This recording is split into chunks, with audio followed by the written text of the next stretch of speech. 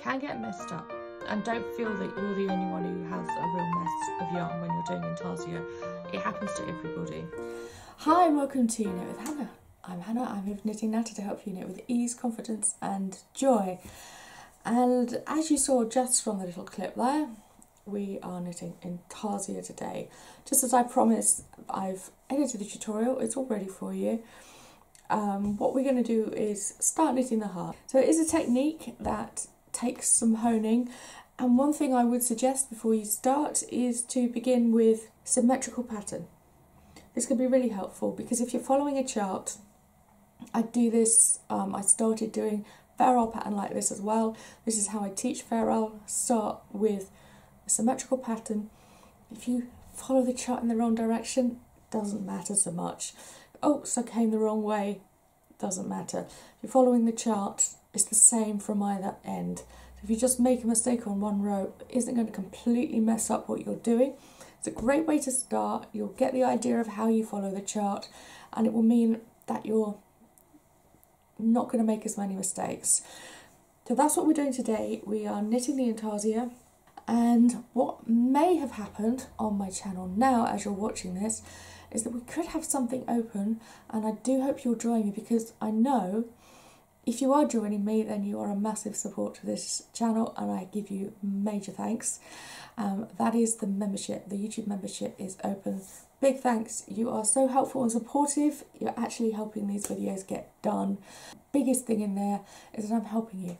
I'm helping you create projects that are finished. The whole focus of the membership is to finish works in progress. We want to revive them, we want to actually rescue them if there's a problem with them and get them done. So it's big accountability, big support if you're having problems and need help. And I will be creating content every month around the subject of works in progress. It's a big thing for knitters, I want to help you do that. So fingers crossed that's all ready and up and running. And if it is, then you can click on the join button and join us in there. But now let's get on with the Intarsia tutorial. I'll see you afterwards.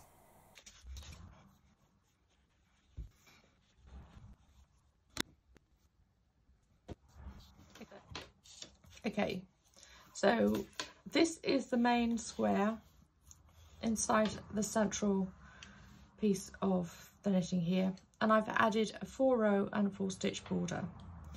So I'm just going to knit into that border, and then I'll start counting. So we need to go from stitch number 21 to stitch 12.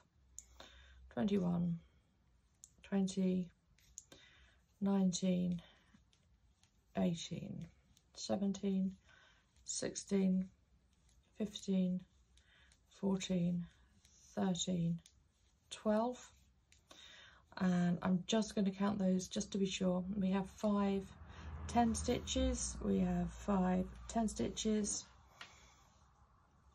and we have 5 10 stitches, 5 10 stitches. So now I have come across the first stitch that needs to be knitted in a contrast yarn. So that's what I'm going to do here. Nothing fancy, I'm just going to knit that stitch in a contrast yarn. Then I'm going to return to the same piece of grey yarn that I was knitting for the rest of that row. It's the next row that we add in the second ball of grey yarn.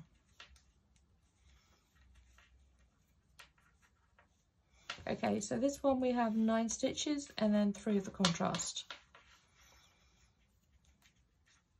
This is where you start using the what is known as Intarsia techniques.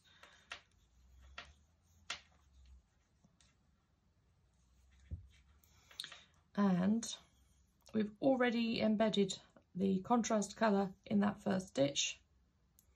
So here we have to move it behind the grey yarn. So the contrast comes behind the main yarn, and the main sits over the top, and you pull the contrast underneath that stitch there, underneath that strand of yarn. And this is where we knit 3 stitches as stipulated in the chart. And now this is where we can add the third ball of yarn.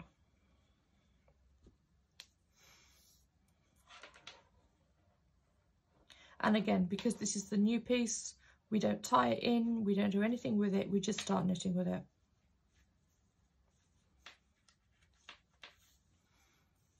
Okay, so we're purling on this row. It will be a lot easier for you to see exactly what I'm doing with the yarns when I'm moving them on this side. I have to remember this small stitch in the border.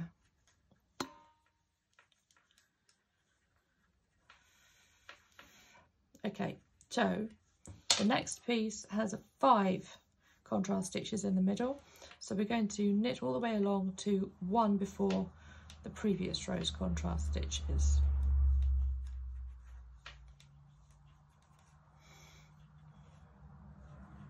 There we go. So that's 1 before, and this is where we twist the, oh, just got a bit of a mistake there. Okay, that's okay. I went into the ply of that yarn. Okay, so this is the contrast yarn that we're knitting the heart with. We need to knit into that stitch with the contrast yarn, but we don't do it yet. We knit with the contrast yarn once we've moved it underneath the grey yarn that's on this side.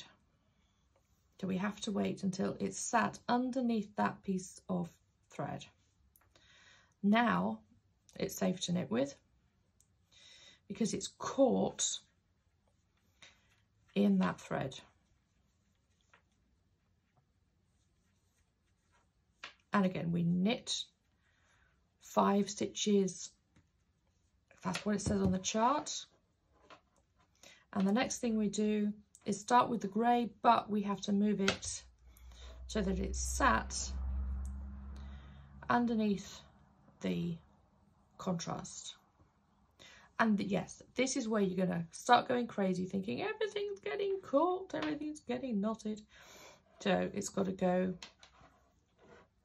underneath, and as you start the next stitch, it goes over.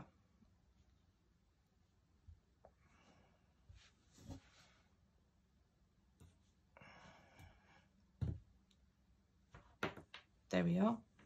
So the orange one is here, the grey one is here.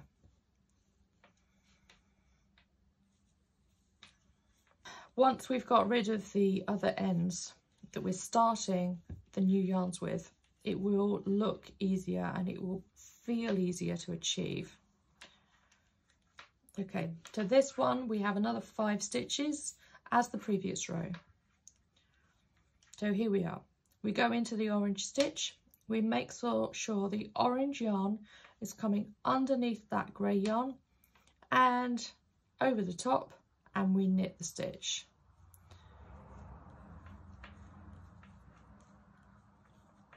We reach the other side, we're using a different yarn, and we make sure that yarn is coming underneath the orange.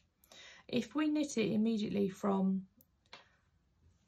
to the side of the orange, we don't twist them together, then we have the 2 pieces of knitting sat beside each other with a gap in between. So we have to twist them as we cross the stitches and we change colour. So that orange goes over the grey and we move the grey underneath and we knit over the top. So we're starting to see that actually happening here now.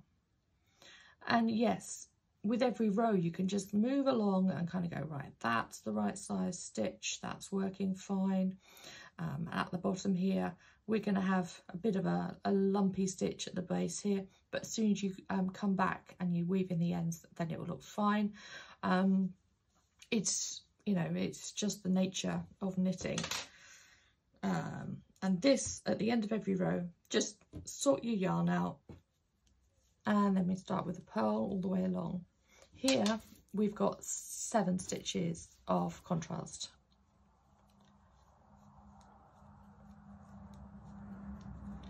So it's 1 extra stitch compared to how we were working in the last row.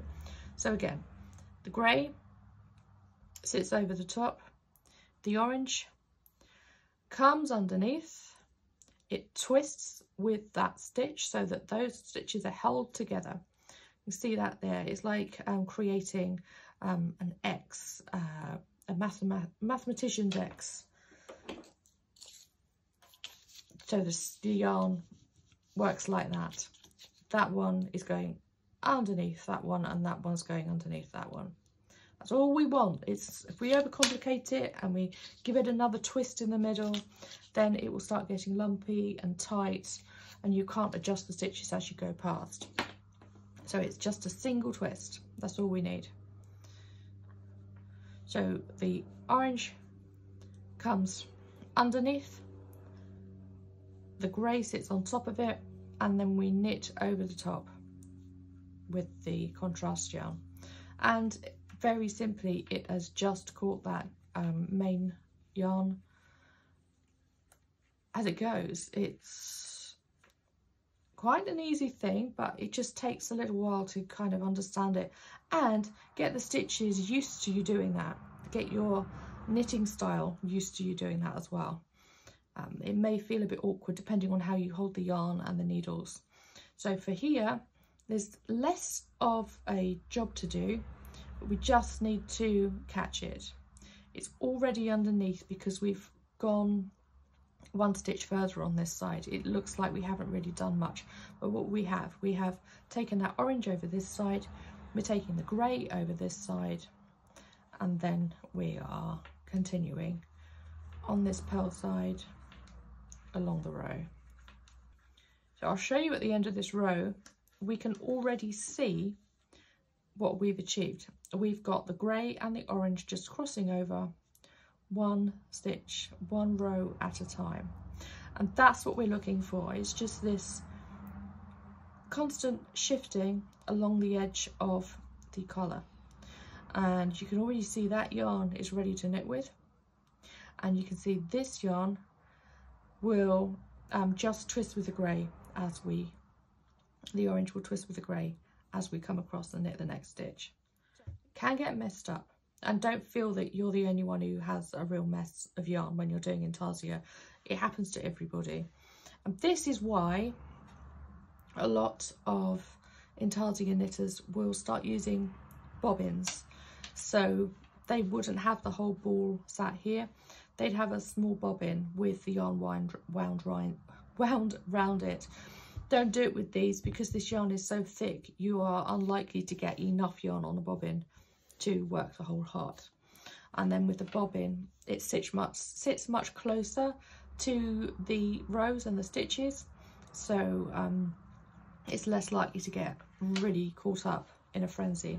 But we're knitting, we're enjoying the journey, and for me, I say, why not just sit here at the end of each row or the end of each other row and be more than happy to untangle what you're knitting with. It is a perfectly good option for you. That is your first peek at Intarsia knitting, and this is a relatively easy pattern because it's symmetrical. If you've never done Intarsia before and you think, oh no, I went the wrong way along the row, looking at your heart will say, oh, well, I'm increasing on this row, so that's fine. Or I'm doing the same as this last row, that's fine, I'll do that. If it's a blob here and a blob there and more like this, or a flower shape, then it's unlikely to be symmetrical. So you might get a bit confused. But this is an ideal start for Intarsia knitting. Okay, that's brilliant, isn't it? You now know how to do Intarsia knitting. You can watch it once, twice, 3 times. You can watch it when you come back to Intarsia in 6 months' time.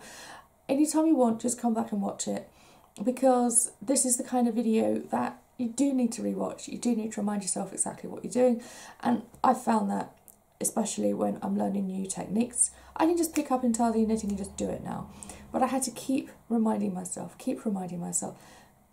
That's fine. Just keep coming back and watch it as often as you want to. I have another colour knitting project on the way for you in a tutorial, and this is about knitting with cables and Intarsia. So if that sounds a bit too much like crazy, then you'll be quite amazed. It looks absolutely brilliant. I will be back with that, fingers crossed, within the next few weeks. Do join the membership if you'd like to. It's right there, the join button is underneath this video. Like I say, we can support you even with your Intarsia project. If you come across a problem or you need some help with something, then just come in, ask me a question, and get the accountability. Meet up with all these other knitters who are knitting through their works in progress as well. That's what it's about, creating a community, and we have that little bit more depth. And I will see you around here on the main YouTube channel as well for more videos. Thanks for joining me today. Bye for now. Happy knitting.